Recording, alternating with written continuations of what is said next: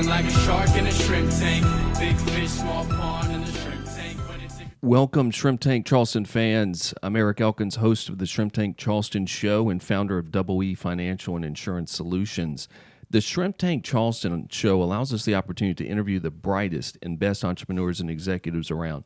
We get to learn their stories and how they became successful, as well as their ups and downs of their journey. We are a nationally syndicated podcast that can be heard on YouTube, Google, Apple, Spotify, and iHeartRadio.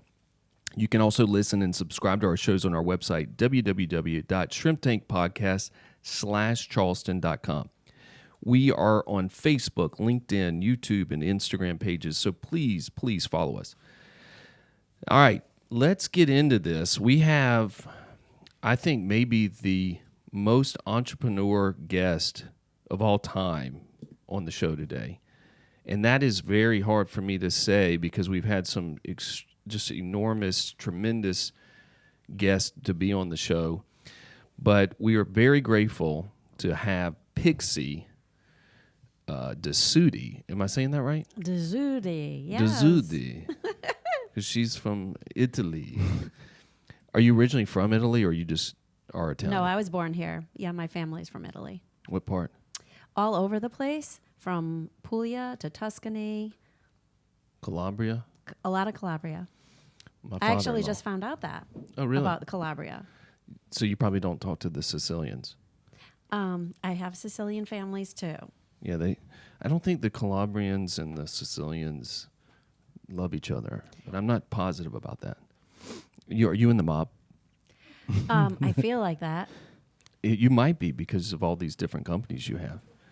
So, as I was saying, we have Paula, but better known as Pixie Dezzutti, in the Shrimp Tank Charleston studios today, and very happy to have her because she is involved in 12 different companies. I do have 12 corporations now. Wow. That's amazing. So we're going to get into this. But first, I want to also say that this show does not run without our producer, Kristen Kilman, and our assistant editor, Henry Rickard, and my Ed McMahon, Gust of Just, who is also Double E Financial's Chief Investment Officer, who's here today as well. So thank you, Kristen, Henry, and Gus. Gus, good to see you. Eric, thanks for having me on again. I appreciate it. Yeah, I'm excited because Pixie is the definition of success. And when we get into this, I want to get into your background, Pixie. But I first want to say that you have this spirits company known as the Striped Pig, but you have a variety of different spirits. This one that I'm holding in my hand is the Local Choice Lime Tequila with natural lime flavor, which I have not tried this one. I have tried your vodka, but I have not tried this. Is this new or has this been around? It's been around a while. Yeah. I'm sorry. It looks good, though. It's really good. It's one of my favorites. Okay. And then, Gus, show everyone what you're holding. This is the Striped Bourbon Whiskey, 2014 Pixie Paula, number 63. What does the 63 stand for on the bottle? The barrel.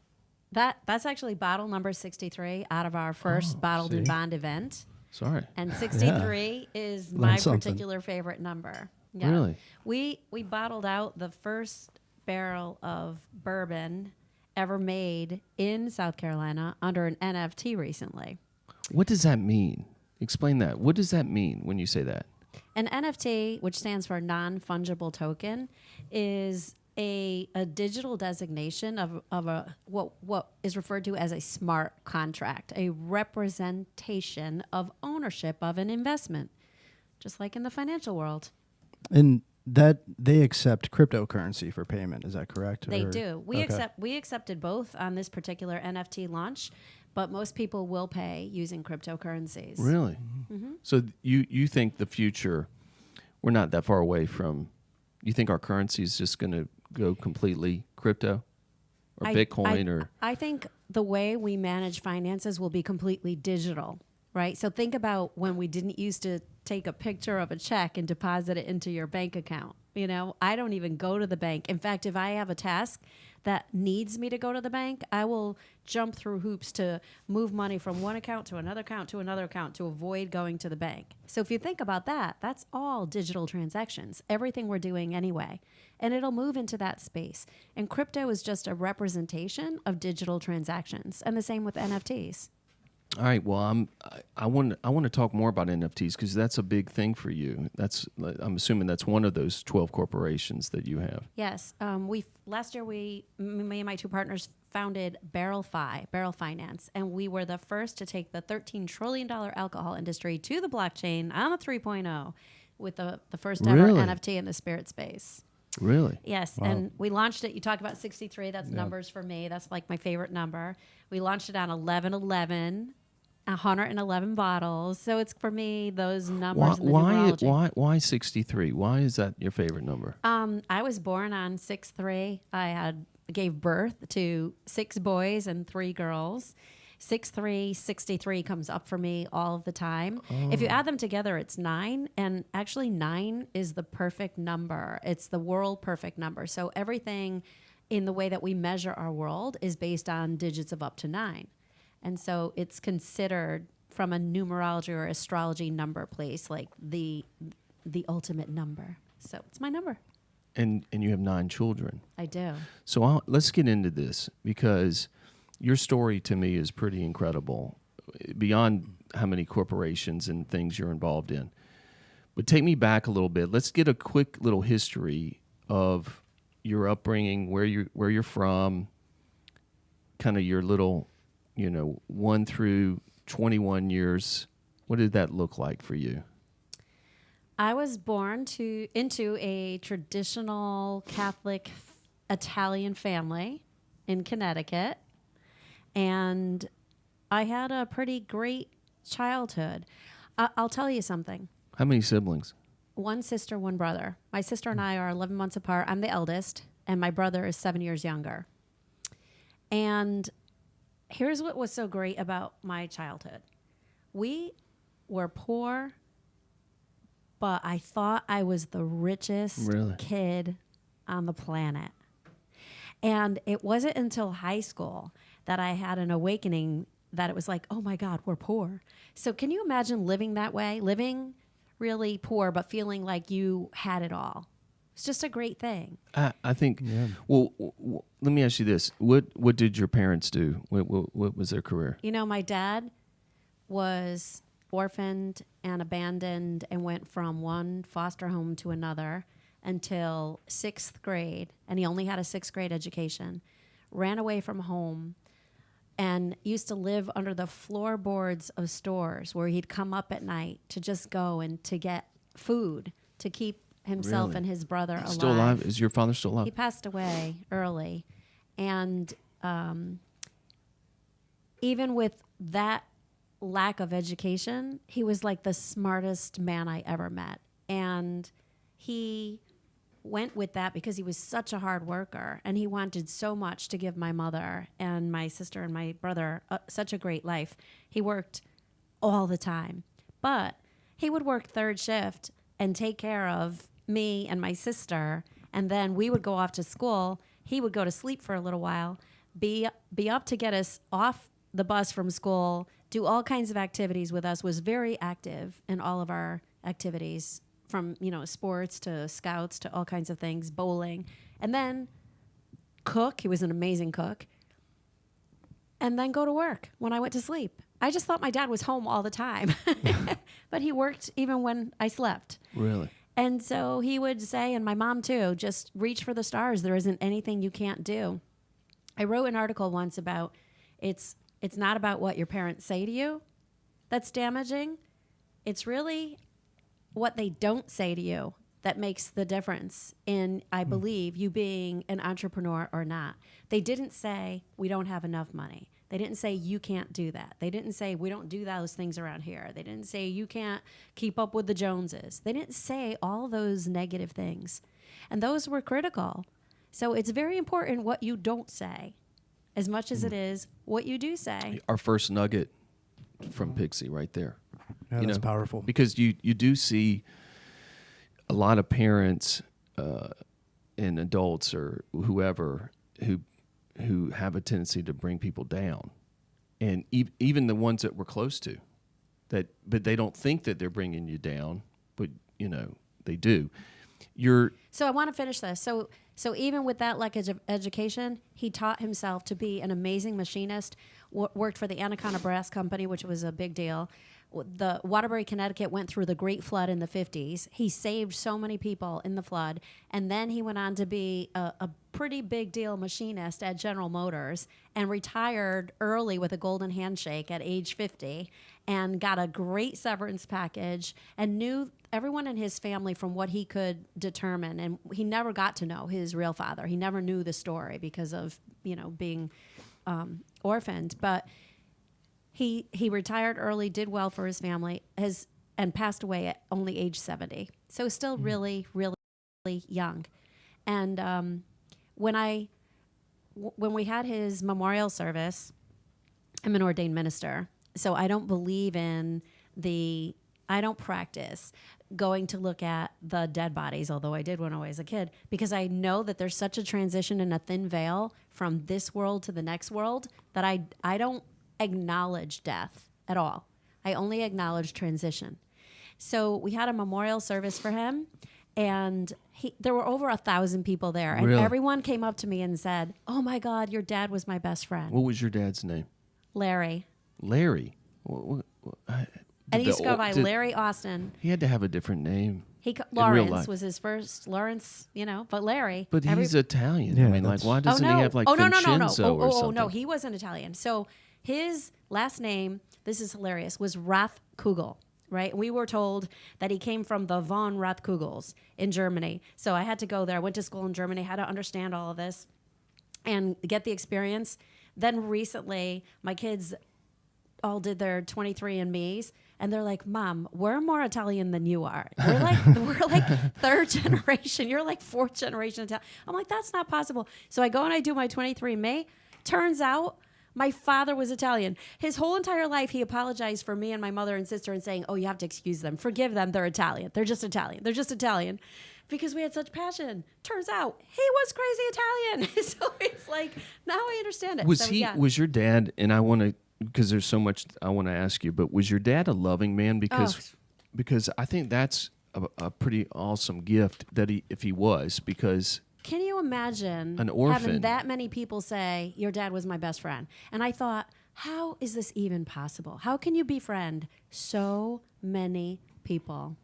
When he retired and he took that golden handshake, and he knew he didn't have long to live. He was sick near the end of his life. He had to go to dialysis every day, which is like a bad experience, right? You have to go sit in a chair to stay alive for 4 hours a day. And he knew that once you start that dialysis process, you don't have a long time to live. So every day he knew his days were numbered. And you'd say, "How do you do that?" And he'd say, "It keeps me alive, right? It keeps me able to see you guys one more day." And as sick as he was, he volunteered for reading to kids at libraries. Now, this is the hilarious part. He'd never had, I told you, 6th grade education. He couldn't spell to save his life. And yet he would read children's books to kids. And this is how he taught himself to read, by volunteering to read to the kids at the public library. It was just amazing stuff. do you think a lot of your work ethic and how you're trying to make so many different things, a success, do you correlate that because of your watching your dad? I think so. Another inspirational thing he always did was he volunteered to deliver flowers for florists for free. He didn't get hired. Like he wanted to deliver flowers. He would not even accept tips. He just said, "I like seeing people smile. When you show up with flowers at their door, they smile." So those kinds of crazy things, I think, really inspired me to have an open heart. He showed love and not fear. As human beings, we get so afraid we get caught up in this insecurity of losing, right? And it's just an illusion that somehow there's not enough and we're going to lose. And so we get very protective. We have this self-sustaining, inbred, right, the ability to stay alive. He wasn't like that. And I think he taught me that from a young age, that there's just so much. There's more. He used to tell me that, the saying, money doesn't grow on trees? Which makes you be fearful, right? You have to be careful about there's not enough money. Well, I always thought he just had so much money because he would say, oh, more comes on Friday. More comes on Friday. So I thought it was like the stork, and they would just bring a bag of money every Friday. So I never worried. And we played this game as kids. My grandfather used to give us $1 every Saturday. Now, this is where my financial planning came in. At the end of the year, I'd have $52. My kids, my sister and brother would be like, they're down at the dime store. They're spending that. They're buying the penny candy. I saved up all my money. And so we would go downtown, and he would say, you know how you make that dollar turn into $2? And I'd say, how, Dad? And he'd say, you figure out how to give it away, because the more you give away, the more you get. So I started dividing my dollar into nickels so that I could figure out how to leverage giving away all these nickels, knowing that I was going to get more. Your dad, Lawrence, sound like an amazing man. Yep. Guys, you're listening to the Shrimp Tank Charleston podcast. I'm Eric Elkins of Double E Financial, and we're sitting here speaking with Pixie Dezzutti. We need to take a quick break, but we'll be right back.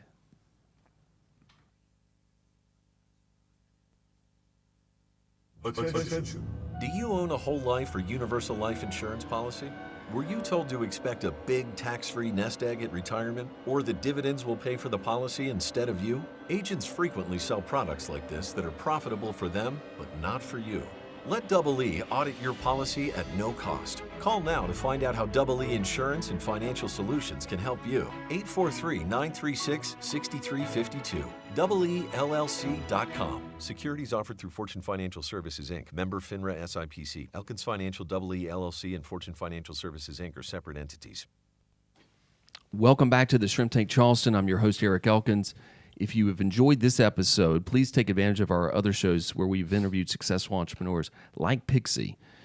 We're sitting here speaking with Pixie Dezzutti, who owns a bunch of different corporations, from Skirt Magazine, which I can't wait to talk about that because she acquired that back in 2018-19 timeframe. She owns the Striped Pig Distillery, and she has a whole bunch of things that she's involved in with hopefully we can get a little touch of that. But before we went to break, we were talking about how special your father was. I want to move on, but before we move on, I want to know about your mom, because your dad obviously had some phenomenal traits. Your mom's still alive? Yes. How old is your mom? She's going to be 80 years old. Oh, wow. On Mother's Day. In fact, this is really interesting. One of my rye whiskeys is going to be 6 years old on Mom's 80th birthday. So I'm trying to figure out how to link all that together. That'll be another limited release launch of the one barrel of rye whiskey we have left at the Striped Pig Distillery.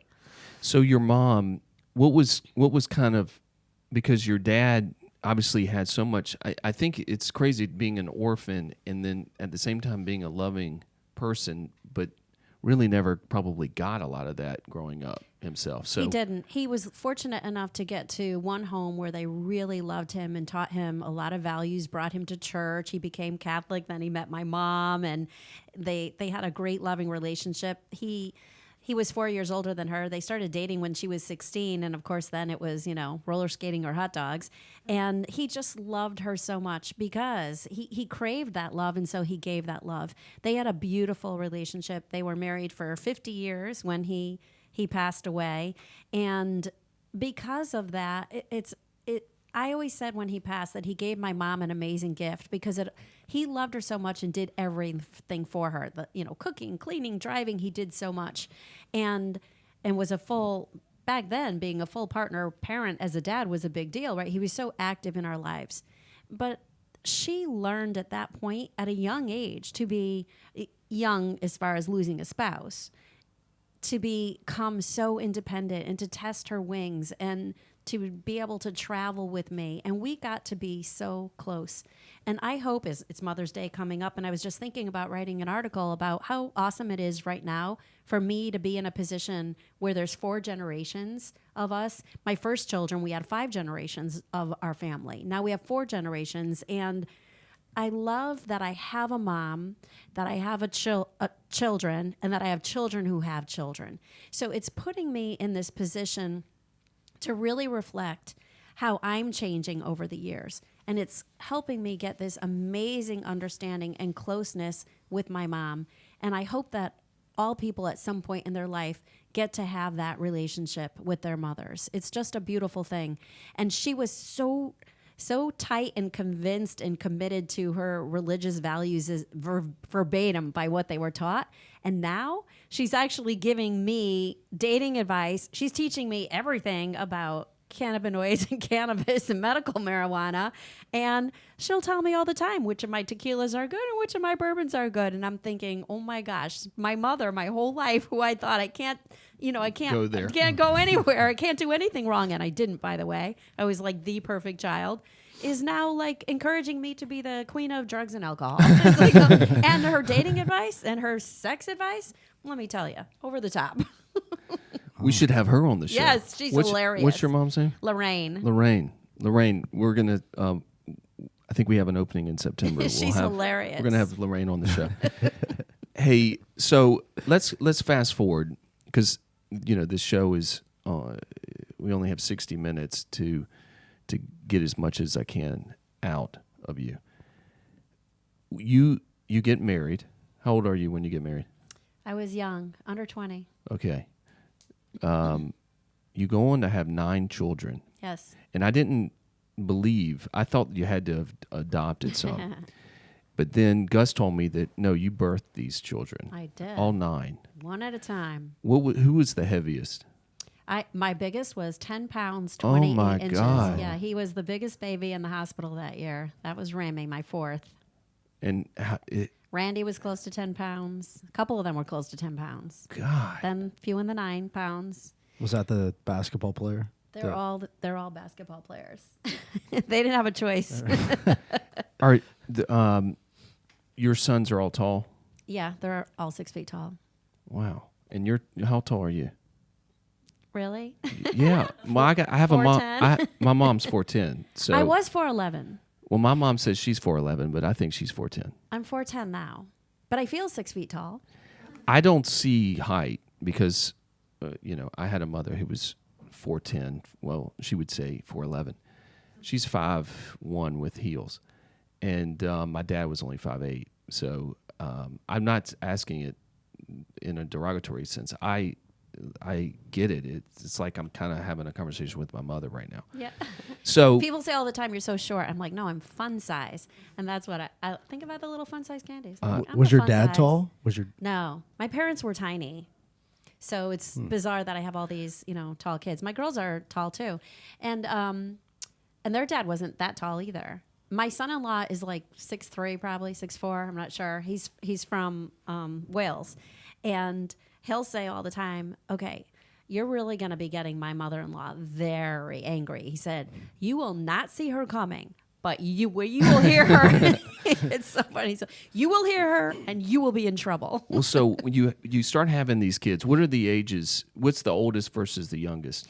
My youngest just turned 21, and she just had her first baby. And my eldest, do the math, is going to be 38. Oh, really? Yeah, so 17 years actually between them. I had 5 and 4 years, and then 4 and 6 years. And then when you first have the first 4 or 5, do you have a company at the time? Yes, I started my first business when I was 9 years old. All right, so Literally. All right, so I want to hear about it, but I'm more interested in when you had these kids. What was the company? What was the I was doing financial planning and real estate development. Okay, so you got securities license and all this kind of stuff back then? Yep. And you're working full time? Mm-hmm. And what is your ex-husband doing? Is he working too? At the time, on and off. Like, how are you guys managing these kids? I am a hustler. Yeah. I managed the kids. I didn't have any. People say, oh, you had help or your parents. My parents would come to every one of the games, but my parents were young. They were only 20 years older than me. So they were young. They were still living their life, doing their great things, and they were very active in everything. But they would come to every single one of the kids' sporting events. So that's how they supported. But from Were you living here? Were you living in Charleston? I was in Connecticut. Okay. Yeah. I moved here like 15 years ago by way of Florida. And then my sister moved to Florida. And so that's what started me going back and forth to Florida. And I got into real estate at a very young age. Real estate on a residential or commercial side? Both. So I was flipping houses and then started doing golf courses, resorts, timeshares, water parks, things like that. And residential developments, small developments, like 30, 40 houses at a time. And I know you got divorced. Mm-hmm. How many kids did you have? I guess you had all 9 kids, or is No, yeah, I've been married a couple times, and my former husband kind of raised all of them with me. So I had a good support structure from him. He was a great partner, a great supporter. He was also in financial planning. We were a great team. We're still a great team. he lives here too? No, he lives in Connecticut. Got it. And so when you are out on your own and you're doing the financial planning and you're doing real estate and you have all these kids, I mean, I want... Kids in tow. You just put the kid... Look, I used to cram 5 kids in the back of a 4-seat car. Yeah, I just don't... I mean, I used to have a tiny little Mazda. And they got to the point they were so big, and they were like in the garage one day, and they were like, "Oh no, Mom, we're not getting in." And I was like, "Get in the car." They're like, "No, we're not getting in." But you're taking them to basketball practice and going Yes. to games, and then Yes. you got to go back to the office and do Yes. work. I mostly worked from home. You know, my first year in the financial planning arena is the only time that I actually worked in an office. Other than that, I worked from a home office. How did you get clients back then? Cold calling. Yeah. Really? First year, you used to come in, you could just sit in the phone lab and you should dial away, right? You know, dial And for you dollars. can talk. You can talk. So And trying to get them not to hang up and to I'm be sure they honest. didn't. They did. I was what like, what do you wait, think wait, the wait. odds were back then? Like if you called 10 people, how many people would talk to you? I would get in trouble all the time because I had a 100% closing ratio, and they'd say, "You're not calling enough people." They're like, "Nobody can have a 100% closing ratio." I said, "Why? I love the people." And I tell them I'm not interested in doing financial planning. I want to know who they are. People want to know how much you care, right, before they care how much you know. And I would go in and say, "Oh, these are all the things I should be telling you to do for financial planning, but I'm going to tell you, don't do any of them." So I had like good cop, bad cop going on. Even with my husband at the time, because we had a financial planning group practice together. It was an official division of American Express at the time. And we just hit it off. And he tells the story all the time. He said, your mom would go out and close everybody. And then I would just be there to back up, do the details, and get all the paperwork done. So, okay, so then you go through this financial period as a Still, planner. it never goes away, right? Okay. I'm a financial planner through and through. So you still have clients that you still manage on a regular basis. I still have clients that won't let me go, right? And you get so attached that even when you're trying to transition or you're out of time, I'm still trying to pull it together because they trust you and you know them better than anybody. And I have a lot of business clients, so it's complicated because I educate and I teach about juggling businesses, creating more than one business, leveraging businesses, moving nonprofits into your profits to get the advantages of cause marketing and being able to help and give back and do good while you're doing great.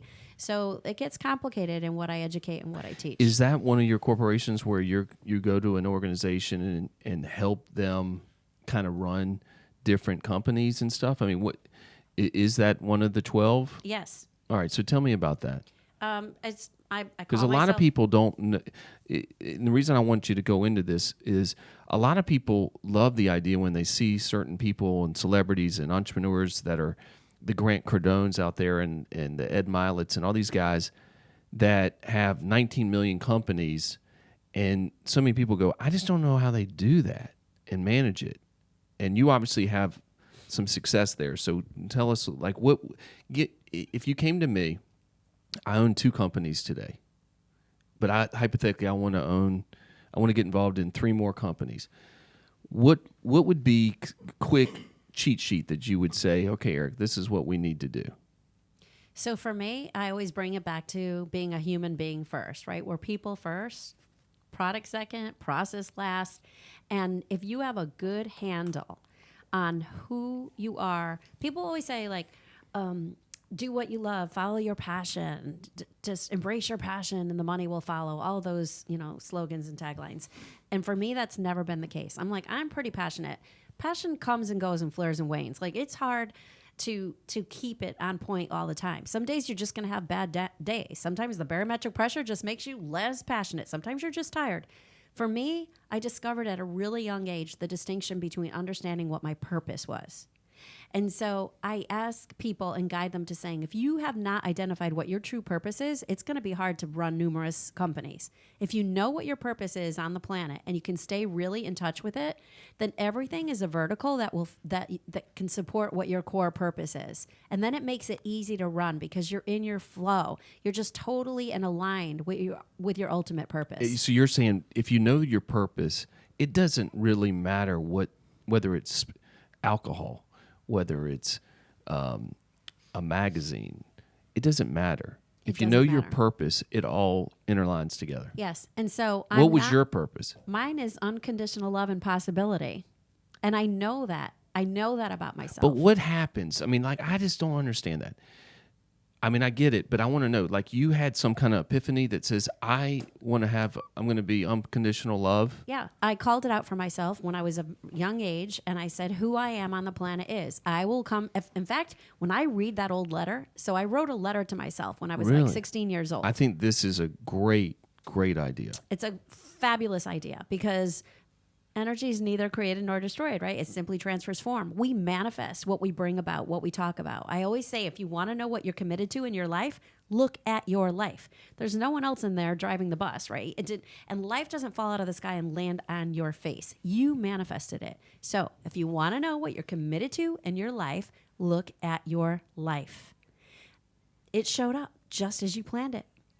And if you get real with yourself and you're really honest, then you're going to know, I manifested that. Nobody else did this. So I did this. When you wrote that letter, I'm just curious, and you still have the letter. Yes, I have the letter. Who I am is. Who I am is. And you call it out, and you get real, because you're going to manifest that. There's no way around it. That is gorgeous. Gorgeous. I love that. So I wrote in there the most bizarre thing when I read it over and over again. It said, I will be known for my love one day. And here I am doing my spiritually speaking. I'm an ordained minister. I'm giving back through spirits. I say we're not selling spirits. We're selling inspiration and spirituality. And I said that. I said, I will create great spirits throughout the planet. And now when I look at it, it's hilarious. There's no way I could have known those puns at 16 years old, right? And now, you had no clue you were going to no get in the clue. liquor business. And I said that I would have a lot of kids. And it's not like, oh, when I grow up, I'm going to have 9 children and name them all with an R and a Y. That's also my kids are. Can I say their names? Yeah, absolutely. Let's talk about the kids. Robbie, Ryan, Randy, Ramey, Robin, Rachel, Rory, Riley, and Raya. And wow. all of your kids work for you. 6 of them. 6 of the 9. Yeah. How is that? Because I worked with my father. Yeah. And we were best friends before we worked together. And we were still very close, even when we worked together. But it was very difficult because my dad always still looked at it as, I'm your dad. And not as much like, just do what I say because I'm your dad. And I get it because it never, I've worked with people who work with their parents, and they'll say, they won't say their parents' name. They won't say dad or mom. They'll say Pixie. Mm-hmm. And I used to be like, why are you calling her Pixie? That's your mom. Just call her mom. That's what I call my dad. It's dad. And maybe they were right because they were like, no, this is work. Like this is we differentiate it, and we didn't. So sometimes they do that. So they'll call me Paula because it's Pixie Paula, right? My birth name is Paula, and so which means small spirited one, by the way. So my mother even knew. And that, to answer your question about the kids, yes, they'll say the same thing. Like, oh, they'll think that mom just wants us to do whatever she wants, and she'll ask the question enough ways until she gets the answer that she wants to hear. But again, another distinction, because I am so tuned into spirituality, I just think that there's souls that came in to teach me lessons, and I'm here to teach them lessons. And I do believe that we pick our parents and that we travel together in groups of souls as a soul family to really encourage each other and teach and learn lessons. So I can separate them being kids. It's very, very, very, as you know, challenging to work with a family business. And to be able to build and promote me as their leader when they're really angry with me about something, or they're like, oh, mom, and rolling their eyes. And then to still have to go out and support me, that's challenging. And I feel sometimes that I don't get that. But what they don't realize is I'm just so delighted that they came on the planet that I just watch them and I let them learn. I cry a lot. My feelings get hurt. I'm a human being and I'm here to experience that emotion too. I cannot. 9 kids. That's just It's so a many. lot. They say little kids, little problems, big kids, big problems. And then you that's so got true. how many of them are married? I don't know, 5. I have to do the math. Okay, so then you got the Oh, yeah, we have spouses. spouses. Spouses get in people's ears, Absolutely. And then grandchildren. There's 8 grandchildren now. So altogether, there's 28. Okay, so the kids though work. If you wouldn't change anything, I wouldn't. you would always see. For me, Pixie, I don't because of my experience going from such a strong relationship. Let's just call it a 10 to dropping down to a 7, which is still great, or an 8, but I kind of go, I don't know if I want my kids to work with me because I get that fear that I don't want to drop my relationship to a 8. I want to see it a 10. But some people just handle it better. It sounds like you probably do. Yeah. And I'd say they'd probably say it was a 4, honestly. So At least you're honest. no, they would say that, but I'm okay with that because again, I'm owning my role, unconditional love and possibility. So I'm going to take the tough parts and I'm going to do my role and I'm going to do it as perfectly as I can. They're on their own journeys. What they glean from me is up to them. Same thing. They have to own their own accountability. They won't admit that necessarily, but I try to create those boundaries so that I don't buy into it. And that's how I go on every day. Well, I think it's great. And I also think for the kids that listen, Pixie's kids that are listening to this or who will listen to this, what at 20 and 30 years old, you really aren't, your mind's not mature yet, in my opinion. It starts to mature in your 40s, and you start realizing, wow, that was a good lesson my mom taught me or my dad taught me or whoever taught me. But you didn't get it in your 20s and 30s. But they think they're getting it. But I agree with you. I know the magic moment for me was when I turned 40. And I had a complete new distinction. It was like an aha moment. And all of a sudden I realized, oh my gosh, my mom and my dad are doing their role for my growth perfectly. And they were perfect just the way they are, So I hope that's why I keep going with my kids saying, I know that they're going to get to that someday. And this is for all kids. Your parents love you so much. You can't even believe it. Or, if you think about it, I'm like, you're bringing through consciousness to another soul. Out of some crazy, miraculous birth process, you now birthed consciousness, and you could watch it in action.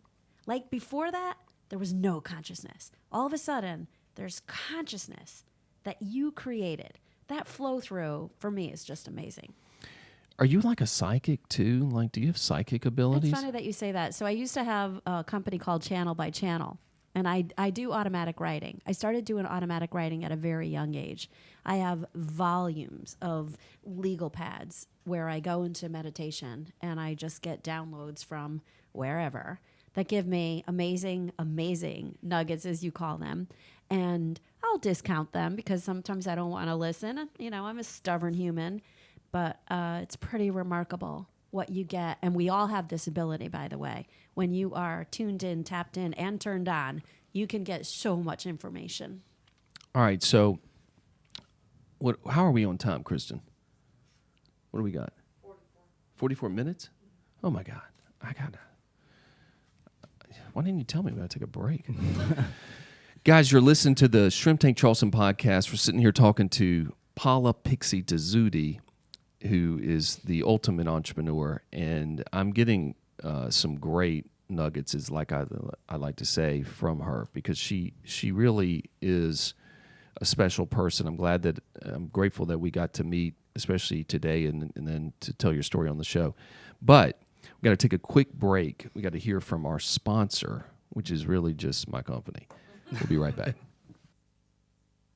If you're like most successful business executives, you would probably rather stick your arm in a bucket of snakes than formulate a strategy for your insurance and financial needs. Who even understands estate planning, 401k plans, or key men insurance?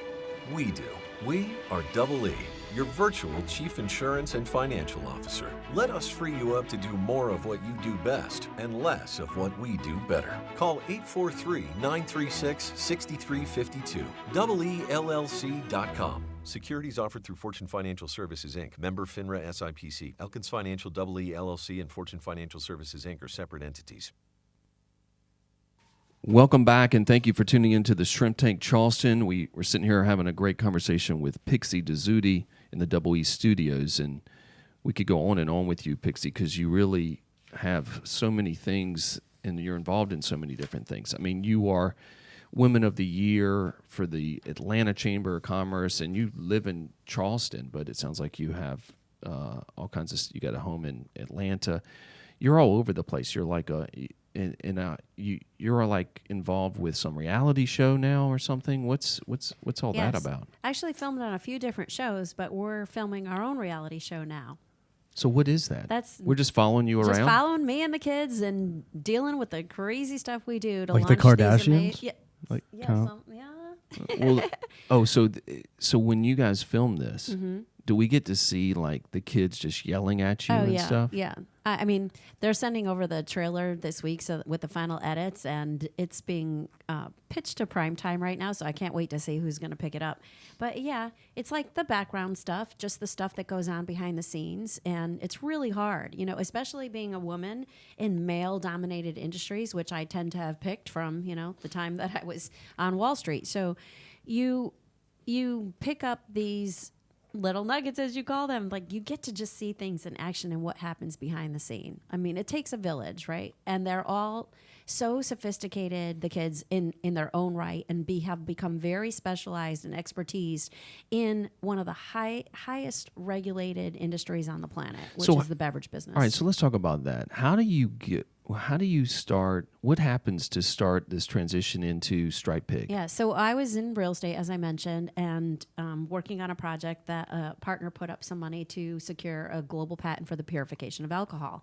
And I was invited to go and look at it as helping them move out of R&D and into manufacturing. And I'm listening to everything that was going on behind the scenes. And I stepped in, and I had done really well in real estate. In the crash of 2008, based on how I financed my properties, I did really well. So I had money when most people didn't. And I took advantage of the opportunity, but I more importantly fell in love with the inventor at the time, but the opportunity when I started studying the industry. I said, this is the only true asymmetrical investment in the marketplace that just your investment becomes more valuable if you don't sell the product. So I said, why am I ignoring this as a real asset class? But you're not even a big drinker. No, I'm not. My tagline on the reality show is, she drinks for a living, she just doesn't swallow. And I'm you're single. I don't know if you should say that kind of stuff. It's okay. I called my kids and I said, you got to move to Charleston. We're going to open a distillery. They're like, Mom, you don't drink. You put ice in your red wine. I go, I know. I'm like the least likely person to disrupt the alcohol industry. And yet we've done such amazing things in the space. So you just get involved in the liquor business? Yeah. So I make an investment. I write a check. I help take that company from struggling, like almost insolvency, into one of the best deals that I ever created in my life. And along the way, so Stripe Pig is already established. No, that was another company. But that's how I got into the alcohol business and learned the industry. So I started studying the industry, and I became it was cutting edge technology company. This is prior to the iPhone being out, and I'm looking at this industry saying, hey, there's a real need here to bring together an influencer incubator accelerator program, because 99% of the brands that launch are going to fail. How do I create something that helps them be successful? And I'm thinking it from the investment perspective and keeps the investor's investment safe. And I said, if I could create a platform where everybody works together to co-brand and cross-promote, then they've got a chance. And there's not this replication or duplication of efforts that's just wasted. And people looked at me like I was crazy because, again, we didn't have influencer marketing. We didn't have affiliate branding. None of that occurred. Which I want to point out. did my research a little bit on you, Pixie. You have 35,000 followers on Instagram, which is really incredible. I mean, I don't know how I don't know how these people just get that. I have like 100,000 on like LinkedIn or some big number, and I have like a 30,000 waiting list on LinkedIn because they won't even let you accept people. I had to move it to just be a following page now. Why? Like, I can't. No. Will someone follow me? I mean, no one will follow me. Well, I get like people from Shanghai following me. Yeah, that happens. I think too. I think I have prostitutes that ask to follow me. That's all I get. Well, when you're doing industry stuff, I think those followers are coming from, look, this is one of the most lucrative industries on the planet. And so you've got big organizations like Diageo, Pernod Ricard, Beam Suntory, Constellation. They're looking for what's their next brand, who's their next, out there, what's their next highly visible brand. They call them rising spirits.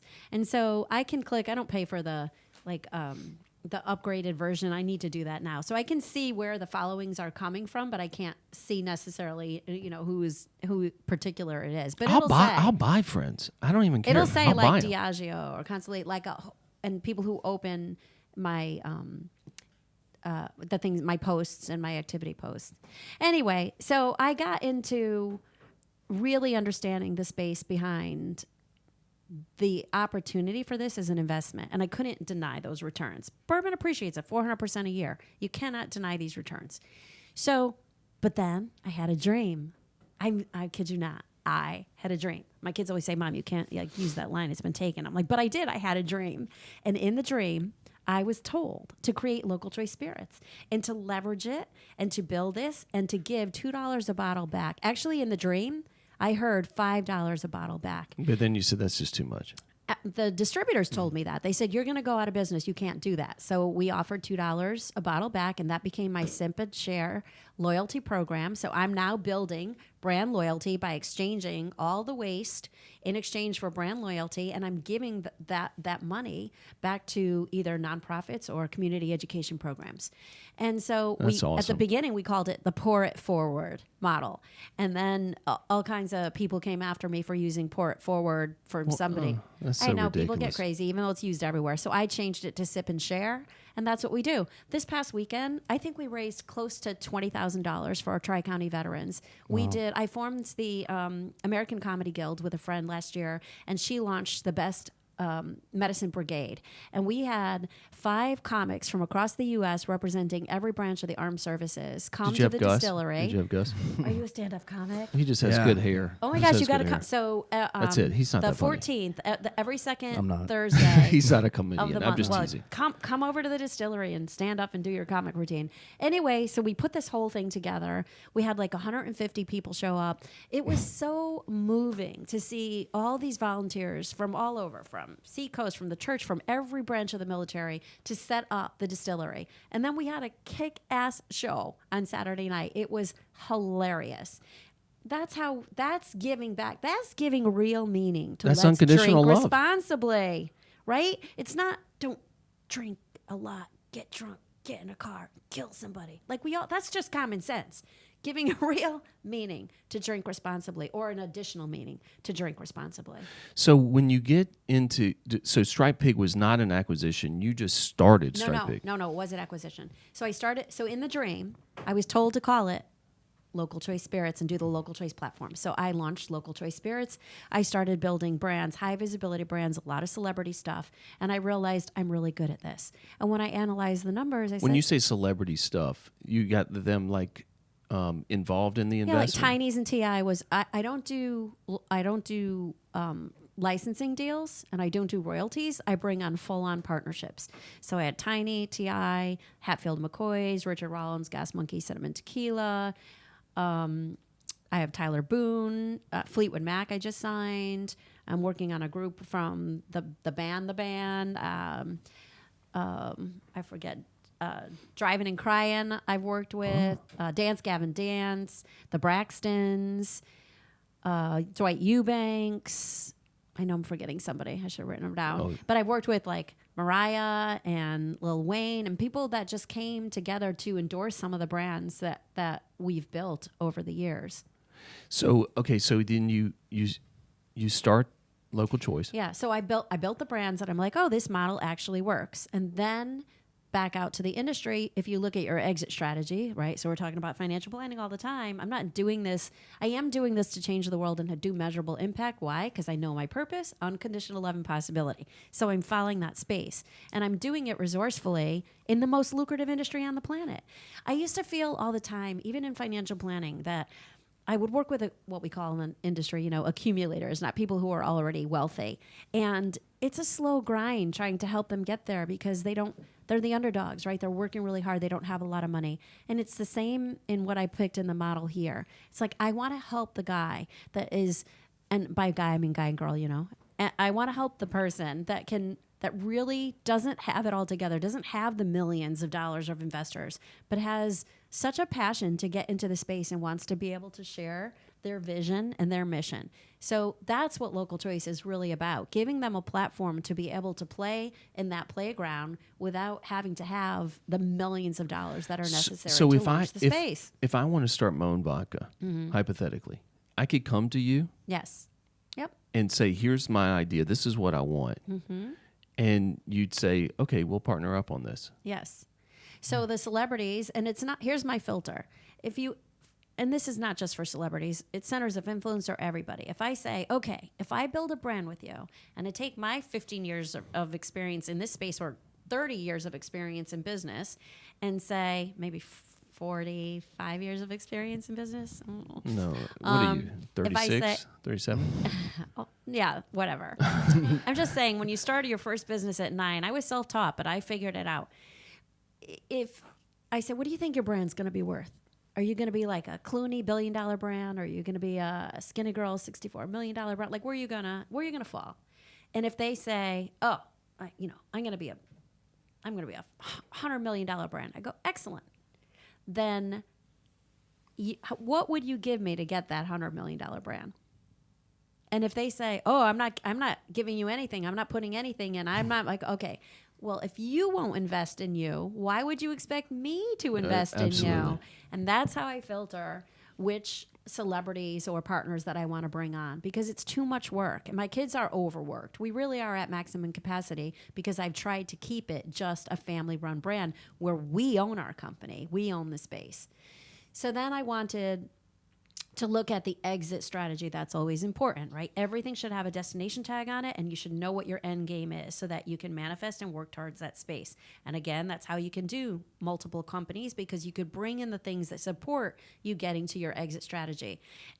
In financial planning, we used to say, it's not about accumulating the money or putting the money away. Actually, none of that matters. I used to always go to, it's on the day you write the check and where you're pulling it from that matters. And that's how you determine if you did well or not well. And along the way, you're going to have a lot of bumpy rides, right? Ups and downs in the volatility in the market. So if you think about exit strategy, you can bring in all the peripherals that are going to help support your grand exit. And that's how I decide which businesses help fit the verticals for what I'm doing. So I then looked at the fact that brands that did not have dog and pony shows were selling at a multiple of 200 times revenue. Slap a distillery into the space and it jumps to 2,000 times. So I said, I have to have a dog and pony show. I don't want to just be a rectifier and a brand builder. I want to actually be in the space. And that's when I discovered Stripe Pig. And that was back 2017-18, and fell in love with that team, and then slowly worked to acquire them and help them grow. So when you took over Stripe Pig, how many stores and throughout the country, what was their market share then versus what it is now? Yeah, they were really tiny. They were just a local company. I won't say that they were hobbyists. They worked really hard, but it was the hobby that they loved. They hadn't really thought about doing what I was doing with Local Choice, so it was really a great merger. And now it's huge. I mean, we have representation in almost every state. We have 50 brands, 50 SKUs in the marketplace. We've won all made in Charleston too. Mm-hmm. Over 200 brands awards, beating the market leaders across the board in all categories of spirits. Some products we will source some products that we need to for blending or accelerating. We're doing because we can't meet our demands because we're so small. But that's why it's so premium to have things like this that come out of a bottle that was made, right in Charleston. They're limited editions and they're really, really good. Well, let's really see if this is good, because I'm a vodka guy and a bourbon guy. So remember I said 50 SKUs? I'm like, we have Can I- vodka, can I rum, open gins. this? Yes, you can. That's a watermelon vodka. Okay, Do you like so- watermelon? I do. Okay. I do. And so I'm gonna do a taste test of what bourbon do you want? Because I see you have multiple. You're not having this, just so you know. Oh, I'm not. Nope. Because It's that's the sacred. 63. Yeah, It's a 63. and there's a method to my madness. You have to come to the distillery and try all the bourbons. Okay. We have a black cherry bourbon, a vanilla pecan, southern pecan bourbon. Does it with matter? lep- Does it matter like where you are in the world, where you're making it? Like, does it really matter to make bourbon in Kentucky? Because is there just something better it's there? a misnomer that the bourbon comes from Kentucky. But the definition of bourbon under the whiskey classification is that it's a minimum of 51% corn and put into a charred oak container, not even barrel, and nothing to do with age. So as long as you meet those two classifications, you can title it a bourbon if you like to. All right, so ladies and gentlemen, I'm about to do a taste test of the Striped Pig watermelon flavored vodka. We have Pixie, who's even signed this bottle here. I'm going to try this. You're okay if I don't like it. It's all subjective. Okay. Because, I mean, people around the world are going to see this. I don't want to Yeah. mess up the It's all brand. I subject- mean, your 2,000 trust multiple might go down to like a 2 multiple. No. Okay. All right, here we No. go. Here we go, guys. There's enough awards. Oh, look at him throw that back. Oh, my God. How I is swear it? to God. Is it good? It is ridiculous. I swear to God. I swear to God on my kid's life, I am not lying. He's serious. This No, I- watermelon flavored vodka, I don't need anything with it. Mm-hmm. I can drink that with ice and call it a day. Yes. Wow. People say all the time, what do you mix it with? I said, it mixes well with a straw. We try to make all our products that. They're like, oh, are you making ready drinks? Yes, I make every single one of them ready to drink. All right. I'm going to now try the tequila, local choice, ultra premium select, local choice lime tequila. Yes. I'm not a huge tequila guy. This is a Blanco. Yes. Okay. Yes. So tequila is geographically protected. It has to come from Jalisco, Mexico. We're an importer of record, and when it comes here, we flavor it here. So this is truly this one is a mixto, and it's pretty remarkable. But Okay. again, Well, you only sip. I'm not. Yeah, You don't- I can talk a really big game, but it's better coming from you. Actually, I need to use a different cup. Yeah, I noticed The Rock. The Rock comes out. He came out with the tequila Terravana, and a lot of the celebrities would go in the tequila route, Yeah. right? Our Gas Monkey cinnamon tequila we did, and that was to offset the fireball. And I was like, I'm going to make a grown-up cinnamon. Are you tequila friends with the instead. guys from Fireball? Or is that the Firefly? Excuse me. Are you friends with the Firefly Mm-hmm. people? Yeah, we have the South Carolina Distillers Guild. So I All think right, people let in me this let me industry promote are let me pretty promote friendly. this. So Okay. I'm about to try the Ultra Choice Premium Select Local Choice Lime Tequila. Yeah. The watermelon. I don't know if this can beat it, but I'm a vodka fan. I'm okay with tequila. So if I think this is good, then it must be really good.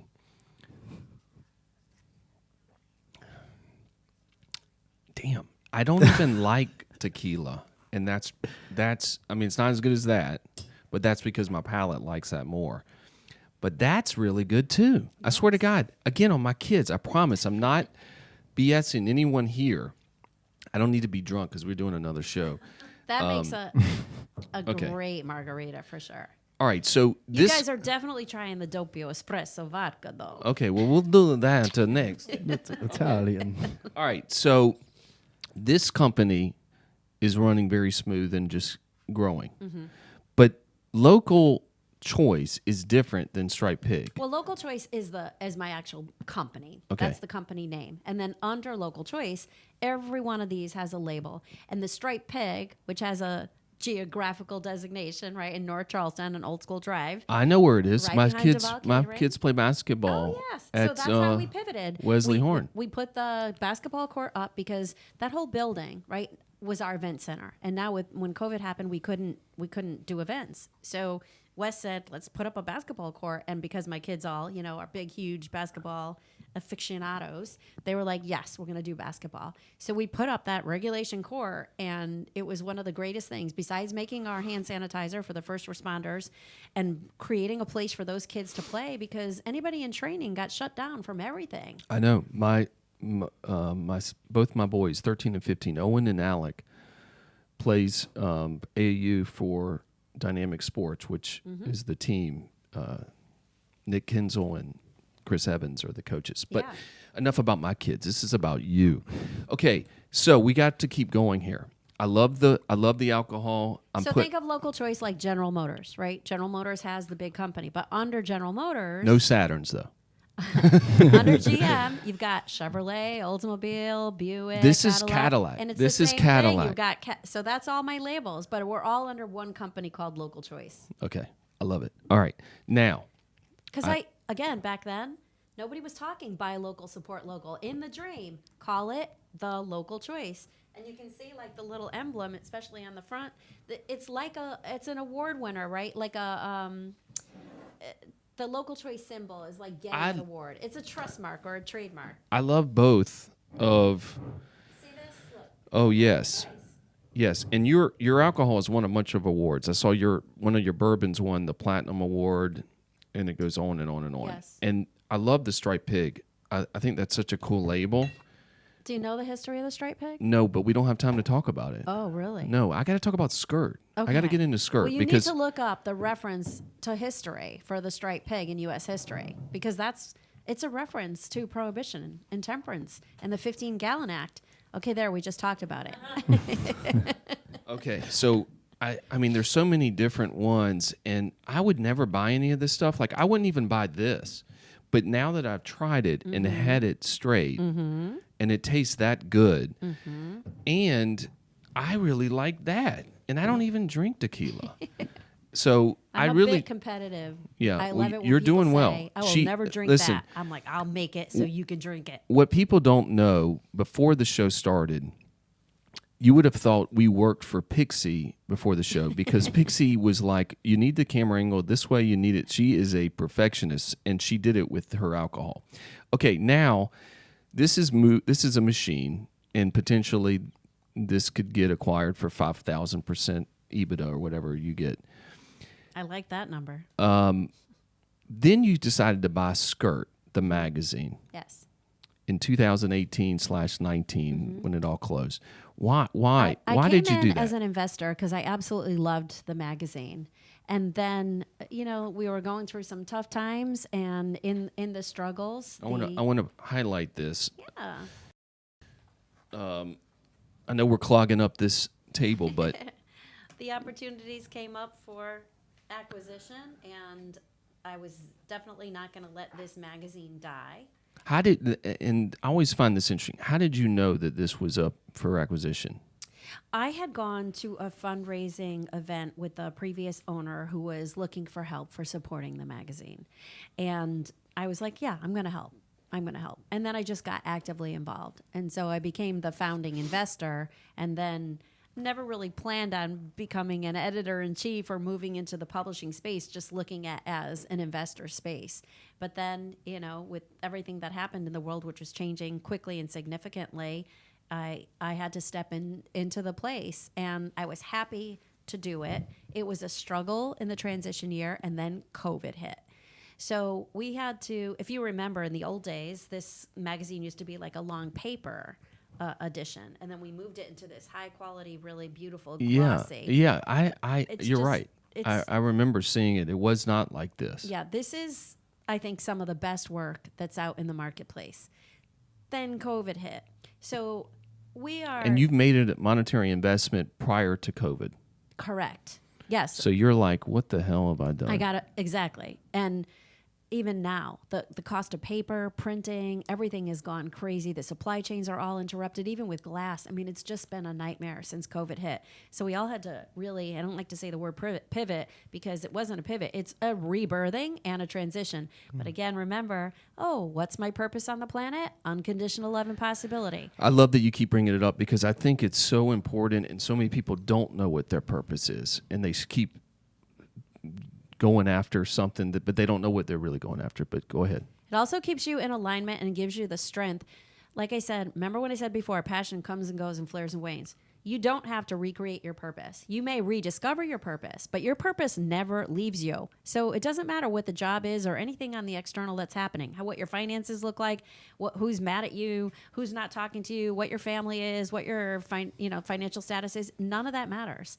Your purpose never leaves. So just staying in that space, I was like, okay, my purpose is to show love through this magazine. We now can't print this magazine. We're not going out anywhere. Nobody's investing in promoting small businesses or little restaurants around town. What do? So we pivoted to digital, and we became just still that interaction. We're holding the space, and I have been holding the space. And now I'm like, okay, I think we're through this enough where I hear enough women saying, we want skirt night out. We want skirt to skirt. We want under the skirt. We want don't skirt the issue. So we're back to being able to function again, and we're transitioning into skirt podcast and skirt night out again. So we're trying to do a financial event, networking event for skirt to skirt. I formed another company called Skirt Smarts. Instead of Street Smarts, with Skirt Smarts, we can start talking about the financials to get women up and running, to know the differences between a C corporation and an LLC and how they should structure their tax returns. What things do they need to know to look after? Because just going to the professionals when it's too late can cost them a lot of money, and you can't go backwards in time.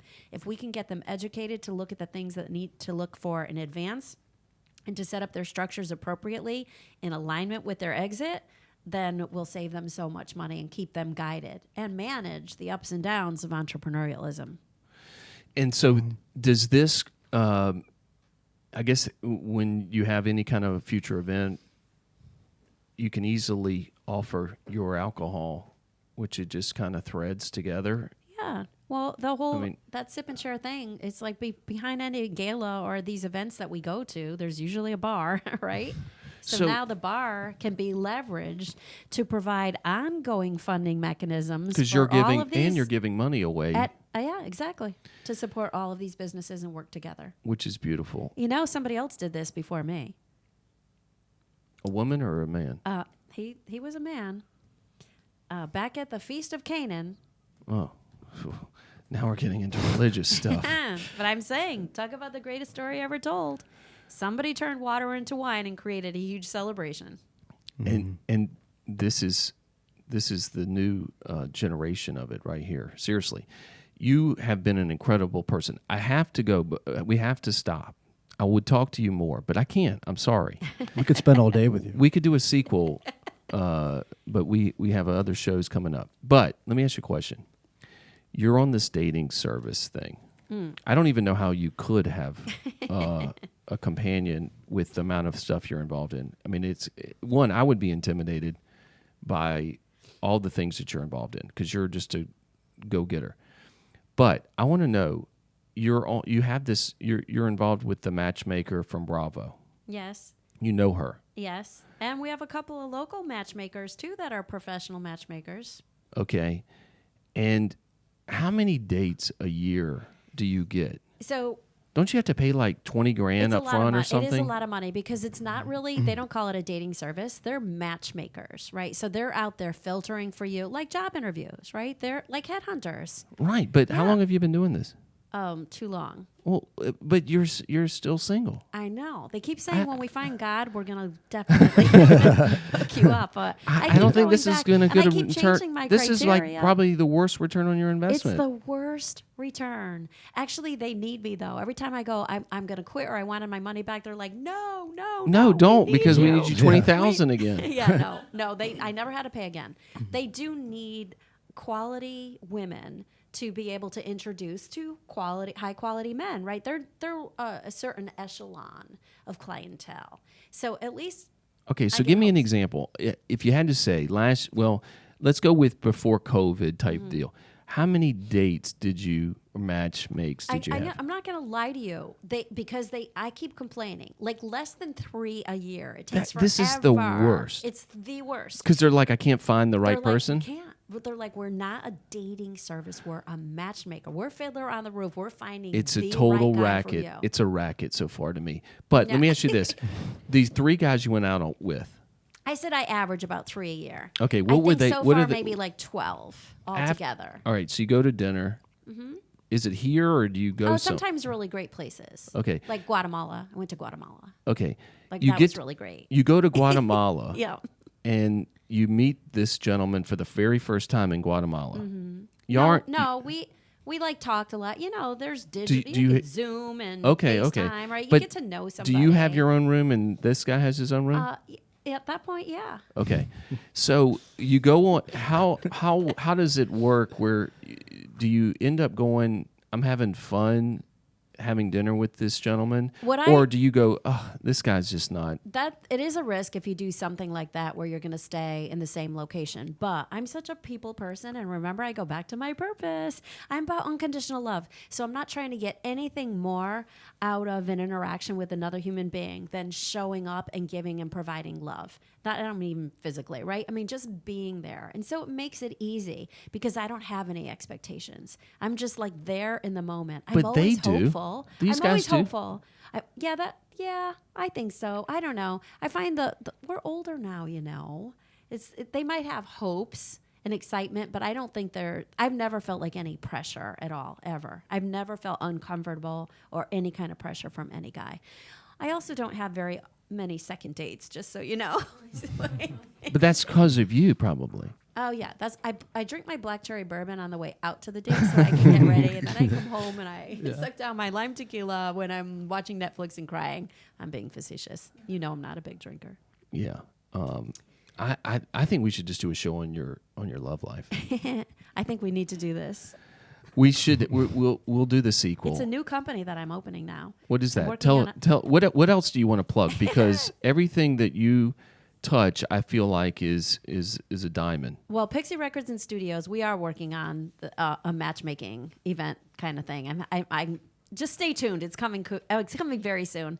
But Sycamore Biopharma, it is the leading, and it'll be a world leader in cannabis-related technology-driven wellness. My partner is the research department of MUSC, and what we're doing to uncover the cures for so many diseases is just crazy. So just like in the spirit space, was like I could not deny the returns on that investment. When I've been studying cannabinoid therapies, I'm like, I cannot deny the research on the cures for disease that are coming out of extracting these natural pharmacology plants that we are not educated about. I mean, I used to just deter from the industry because I always thought, oh, anybody, they're doing drugs, they're smoking weed, they're blah, blah, blah. But when you get into the wellness part of it and you start understanding, 42 patents or more in the space. So I'm so excited about Sycamore Biopharma. How long do you think it? I mean, because we still got to get it approved in this. It'll be done by the end of this year from a Medical marijuana perspective. Oh yeah, we're all lobbying so hard. It will be done. This Guys. is not new to me though. I got alcohol count changed on numerous counts. We will get this changed. Thanks to Mom educating me about drugs and alcohol. All right, let me ask you one last thing, and then we're closing up. Unless you have anything that you want to end with. I was in Toronto about 5 years ago, and I was on the elevator with this guy who looked like a celebrity. He was probably 6'3", 6'4", and he just looked like he was someone. And he was holding a bottle of bourbon in his hand. And I said, hey, let me ask you a question. What's that bourbon you're holding? And he said, it's called Duke. And I own this with my partner, who is John Wayne's son, Mike. I think it's Mike Wayne. And he goes, where are you from? And I go, I'm from Charleston. He goes, you know what? We make this bourbon in Charleston. That's correct. So My company makes that product. Okay, so what was that guy's name? It's not the Wayne. I don't know who it was. He's from Miami. Yeah. Okay. If it says it's made in Charleston or Owensboro, Kentucky, it's one of mine. Really? It's called the Duke. So you don't even know. Great name. Like you just know that y'all make it. Yes. Yeah, I don't know the group. So a lot of if they're coming through local choice and I'm directly dealing with those celebrities, then I know them. But we do so much in Kentucky too. Okay, got it. We make good products. Ladies and gentlemen, we've been sitting here talking to Paula Pixie Dezzutti, owner of Local Choice, which is the parent, better known as General Motors. And then underneath that are a whole bunch of different brands. And then she has Skirt Magazine, which she is taking Skirt Magazine and making it the new focused digital magazine of the world. And then not on top of it, she's giving all this money away. She's not just hoarding all her money. She's giving it away because that's part of her purpose. And so I want to say first, I'm so grateful that you came on. You did a fantastic job. You told great stories. You went over the hour, but you won't be punished for it because you deserve it. And I'd love to have you back. I'm going to take whatever you're willing to give. I'm not going to give it to any of these folks in here. I have a very extensive bar at home, so I'm going to put it up in my bar. And the watermelon was ridiculous. So was the tequila. And you didn't try that Doppio, even though I said you have to. I will. I'll do that. I'll give you props on the next show because we'll try it after this. Guys, you're listening to the Shrimp Tank Charleston podcast. We sat here and had a phenomenal conversation with the probably going to get voted Entrepreneur of the Year, at least for the Shrimp Tank Charleston show for 2022. I don't know who's going to top you, but I appreciate you coming. If you want to listen to other shows or watch the video portion of this show, please take advantage of YouTube. We have a YouTube channel. You just need to type in The Shrimp Tank Charleston, 4 words, not 3. The Shrimp Tank Charleston. You can also listen to the audio portion on iTunes, Google Podcasts, Spotify, iHeartRadio. And I'd love for you guys to follow us on Facebook, LinkedIn, and Instagram since no one's willing to follow me. But just consider me, double E. Lastly, I'm Eric Elkins. If you think or you know of someone that is an entrepreneur or someone making an impact in our world, then please contact our producer, Kristen Kilman, at 843-936-6353. I'll repeat, 843-936-6353. Or go to our website, www.shrimptankpodcast.com/Charleston, and apply to be on the show. Everyone, thank you so much. Gus, thank you so much. Eric, thank you. Pixie, it was awesome. Thank you for coming on. Thanks for allowing me to be here and share with you. Thank you all, and keep at it. I've been feeling like a shark in a shrimp tank. Big fish, small pond in the shrimp